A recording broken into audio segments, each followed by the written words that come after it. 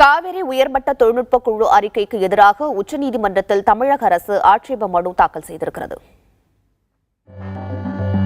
உச்சநீதிமன்றத்தில் தாக்கல் செய்யப்பட்டுள்ள ஆட்சேப மனுவில் ஜிஎஸ்ஜா தலைமையிலான குழுவின் அறிக்கையை ஏற்க முடியாது என தமிழக அரசு தெரிவித்துள்ளது.